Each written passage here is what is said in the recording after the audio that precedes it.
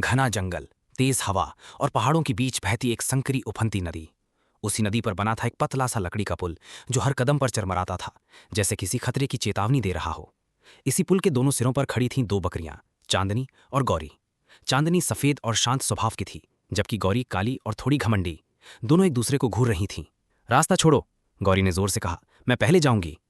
चांदनी ने धीमे स्वर में कहा, पुल बहुत संकरा है, हम दोनों साथ नहीं जा सकते, क्यों ना हम समझदारी से काम लें। गौरी हंसी, मुझे किसी की सलाह नहीं चाहिए, मैं कभी पीछे नहीं हटती। हवा और तेज हो गई, पुल हिलने लगा। नीचे बहती नदी की आवाज़ डर पैदा कर रही थी। चांदनी के मन में डर था, लेकिन उसने संयम बनाए रखा।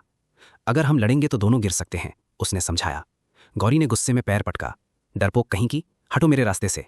और फिर अचानक गौरी ने आगे बढ़कर चांदनी को धक्का देने की कोशिश की, लेकिन तभी एक जोरदार चरमराहट हुई। पुल का एक हिस्सा टूटने लगा। दोनों बकरियां एक पल के लिए सन्न रह गईं। नीचे उफनती नदी, ऊपर डगमगाता पुल, और अब बचने का कोई आसान रास्ता नहीं था।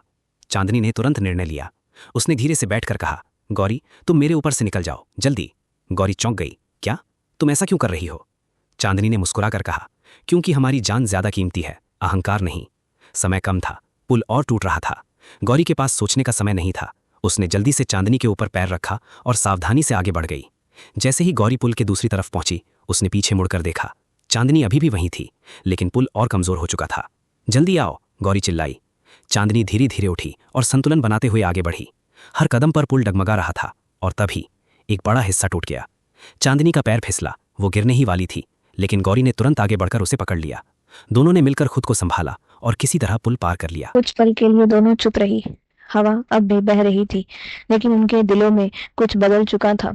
गौरी की आंखों में आंसू थे। मुझे माफ कर दो चांदनी, अगर तुम समझदारी नहीं दिखाती तो आज हम दोनों। उसकी आवाज भर्रा गई। चांदनी ने हल्की मुस्कान के साथ कहा, गलती हर किसी से होती है, लेकिन उससे सीखना जरूरी है। गौरी ने सिर झुका लिया। आज मैंने सीखा कि जिद और घमंड हमें कमजोर बनाते हैं और समझदारी हमें बचाती है।